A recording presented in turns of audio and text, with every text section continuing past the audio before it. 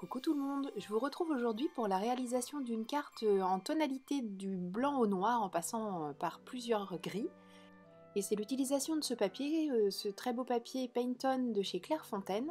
Donc c'est un papier en 250 grammes qui est spécialement développé pour utiliser plein de techniques, la gouache, l'acrylique, les pastels, le crayon, enfin bon vraiment tout, ou presque. Et donc j'avais envie de le tester et pour commencer je vais le tester avec mes crayons de couleur. J'ai redécoupé le carnet, donc le papier, c'est un carnet, voilà, c'est ça, en A5. Donc moi j'ai redécoupé à la moitié, j'obtiens donc un A6, c'est-à-dire 10,5 par 14,85. Et je vais utiliser ce très beau tampon Pure Innocence My Favorite Things, c'est le Nice List. Je crois que vous avez compris depuis longtemps que j'adore ces tampons Pure Innocence.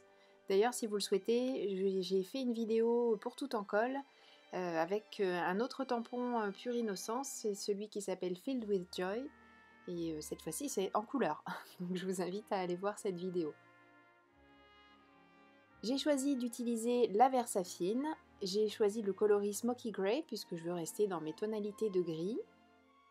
Je tamponne mon motif en utilisant ma presse de précision, tout simplement parce qu'en fait je vais laisser mon tampon à l'intérieur, faire ma mise en couleur et me resservir du tampon en le laissant exactement à la même place, tout simplement pour le retamponner par-dessus une fois que j'aurai fait ma mise en couleur, de manière à retrouver tous les détails de mon tampon. Je le nettoie là, oui je vous montre, c'est le Stay Cleaner. Quand j'utilise la Versafine, c'est avec ça que je nettoie mes tampons, et un chiffon surtout microfibre qui ne fait pas du tout de petites peluches. Dans ma boîte de polychromos, j'ai sorti tous les gris, blancs et autres ivoires que j'avais. Donc j'ai deux gris dans les tons chauds, deux gris froids, un blanc, un noir et un ivoire. Je vais aussi utiliser ma solution de mélange pour crayon de couleur pour venir estomper tous mes aplats. Et j'utilise aussi ce taille-crayon qui est parfait, qui n'abîme pas du tout ni le crayon ni la mine et qui fait des mines très très fines. Vraiment pour faire des détails, c'est parfait. Et bien sûr donc la solution de mélange, les estompes et le petit grattoir pour nettoyer mes estompes. Au niveau de la mise en couleur, rien de très compliqué, même rien de compliqué du tout. Je fais un aplat avec ma couleur la plus claire que je passe partout, donc comme je vais retamponner, je ne prends pas de précautions particulières par rapport au tamponnage que j'ai déjà réalisé. Et je passe mon crayon très doucement, en fait je n'appuie pas du tout sur la mine, je laisse juste la mine déposer la couleur, enfin en l'occurrence c'est du gris mais c'est une couleur, sur le papier. Et je n'appuie pas, je ne veux pas faire briller ma couleur, il vaut mieux toujours en rajouter petit à petit plutôt que d'appuyer très fort tout de suite, ça sert à rien du tout. D'autant que comme on va utiliser la solution de mélange, on aura un aplat parfait sans aucune difficulté. Là, je vous montre juste comment je nettoie mes estompes. Je les passe tout simplement sur cette petite feuille, c'est du papier de verre. On appelle ça une poncette, là, le petit outil que j'utilise. Et je passe mon estompe en la tournant, en faisant attention de respecter cette forme pointue. Et là, toujours comme pour passer le crayon, j'y vais doucement, il n'y a pas besoin d'appuyer comme un fou, ça se passe très bien. Et comme ça, on n'abîme pas son estompe et on fait en sorte que la pointe reste pointue. Ouais, je vous montre le résultat. Je pose maintenant mon estompe dans la solution de mélange. Alors je n'en mets pas des tonnes non plus, hein. Tout est affaire de légèreté, il n'y a pas besoin de gaspiller quoi que ce soit, on y va doucement et tout se passe bien. Et je passe l'estompe sur la totalité de mon aplat. Je vais commencer à poser des ombres, cette fois-ci avec un gris un peu plus soutenu. Là j'ai commencé avec les gris froids. Le gris chaud, les gris chauds, je les utiliserai pour la feuille de papier que cette petite fille tient, puisque c'est sa liste de souhaits pour Noël. Alors l'avantage c'est que ce tampon on peut l'utiliser à n'importe quel moment de l'année, parce que là on peut le transformer en liste de souhaits pour Noël, mais ça peut aussi être une liste de souhaits pour un anniversaire, ça peut être une liste de courses, enfin, on peut imaginer absolument tout ce qu'on veut avec ce tampon, et la simplicité du dessin fait qu'il est très facile à mettre en couleur.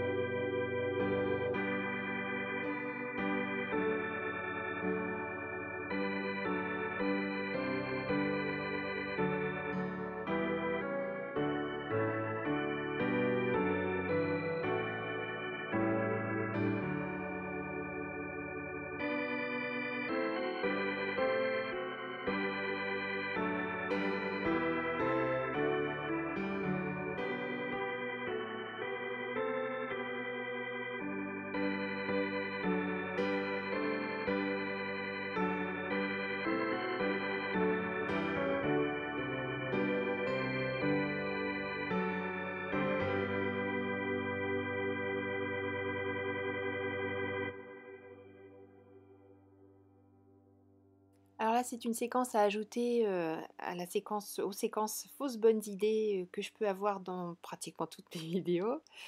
J'ai voulu ajouter des petites pommettes à cette petite jeune fille. Donc comme je suis en niveau de gris, j'ai utilisé un gris. Et ensuite mon estompe. Alors là, je me dis, elle n'est pas très propre quand même. Je vais enlever tout ce noir parce que il faut que ça reste assez light. Donc je nettoie bien mon estompe. Je la ramène vraiment à sa couleur d'origine. Je prends la solution de mélange, je passe ça sur les pommettes de la petite jeune fille et la catastrophe. Bah oui, la solution de mélange, ça révèle les couleurs aussi. Donc forcément, ça a fait quelque chose de beaucoup plus marqué que ce que je voulais. J'ai beau essayer de nettoyer l'estompe sur mon petit papier à côté, comme je l'ai déjà fait tout à l'heure pour la mise en couleur du rouleau de papier qu'elle tient. Eh bien ça n'arrange pas grand chose, donc je vais gommer. Là j'ai mon petit crayon gomme, donc je vais gommer, pas pour tout enlever, juste pour vraiment le ramener beaucoup plus doux. Et je vais reprendre la couleur que je vais utiliser pour le visage, et finalement ça va faire quelque chose de réussi. Mais on a frôlé la catastrophe quand même.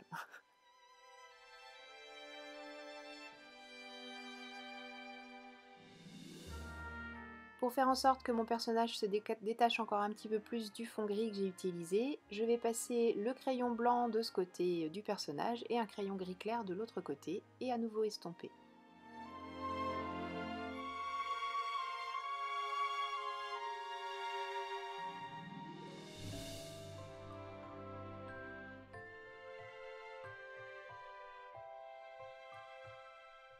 Maintenant que toute la partie mise en couleur est terminée, je peux repasser mon petit personnage dans la presse de précision, puisque le tampon n'a pas bougé, je remets de l'encre et voilà. J'ai réalisé un masque dans du papier Inkedinkado pour pouvoir la protéger. Et pour faire le fond de ma carte, je vais utiliser un tampon 100% tout en colle avec des petites fleurs que j'adore, je le trouve vraiment très beau. Et pour tamponner ce beau motif, je vais utiliser l'encre Lawn Fawn Yeti, qui est une encre blanche de très très bonne qualité, parce que pour en avoir utilisé pas mal, enfin essayé pas mal, on a un petit peu de mal à trouver quelque chose qui soit à la fois d'un rendu très blanc et puis qui sèche. Alors, elle ne sèche pas instantanément, mais elle ne met pas non plus des heures, parce que j'en avais acheté une il y a quelques années. Je crois que j'ai encore des choses qui sont pas sèches, donc voilà, c'est pas facile à utiliser, même pas possible. Donc là vraiment c'est un super compromis, une très jolie définition du tamponnage, elle ne bave pas partout parce qu'il y a aussi ça, il y a des encres blanches qui sont quelquefois très juteuses et il est difficile de les utiliser correctement. Donc là vraiment je suis vraiment satisfaite de l'utilisation de cette encre. Et je vais répéter mon motif tout autour du personnage pour finir mon fond de carte. Ma base de carte est du papier Maya noir que j'ai coupé en deux, pardon. Donc elle fait 10,5 de large et comme c'est exactement la largeur de cette petite carte, je vais retirer quelques millimètres tout autour de manière à garder un cadre noir.